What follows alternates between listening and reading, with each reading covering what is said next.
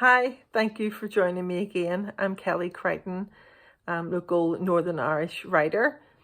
I'm going to share with you a little reading from Denise Sloane book 2, which is out on the 20th of November 2020, which is a couple of months from now. It's called Problems with Girls. Again, it's if The Sleeping Season was quite a feminist book, then this one really is, because the blurb is, "Where are the young women here? Can you even see them?"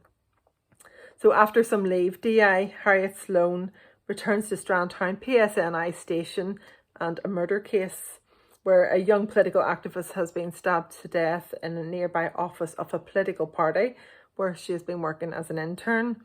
The killer seems to have a problem with girls and is about to strike again. And it is set in May 2018. So I wrote these books, quite a while ago now. And I have got the third book as well. It's complete and hopefully it will be out within the year. The setting of the book is around a month after the ibelieveher rallies that took place around Belfast, which was in April of 2018, and that was following the Belfast Rape Trial. So this book is very much about mental health and consent and cyberbullying, as well as one of the themes. And it's really about the invisibility of young women in Northern Ireland. Okay, so the Chloe Taylor is the victim in this book, and she has just been found dead in the office, and D.I. Harriet Sloane and Sergeant Higgins are going to her home after her dad has just identified her body.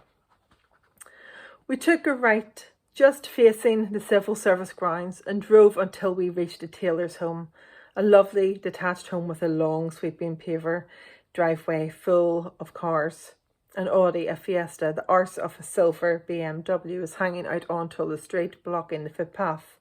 There were magnolias in bloom in the well-kept garden and a bike leaning against the wall. I opened the back door of the service car to let Jackie out. Once inside the house, he went upstairs and left Higgins and me to fend for ourselves.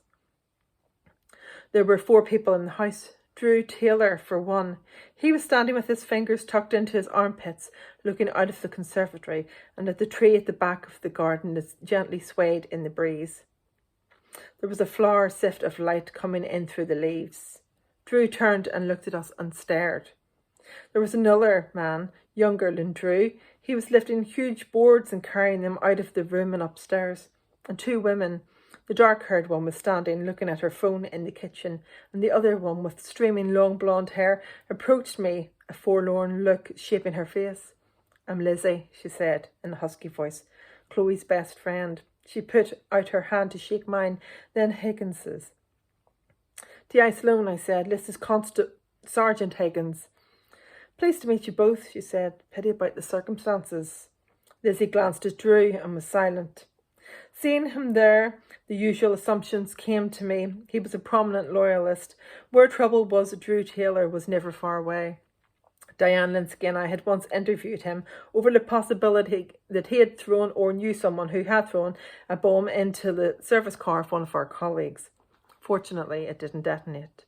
Didn't harm Detective Amy Campbell, who was sitting guard outside the packed offices around the time of the flag debacle in 2013. We never got a conviction, as is infuriatingly often the case with this kind of crime. No one wants to talk, and sometimes you understand.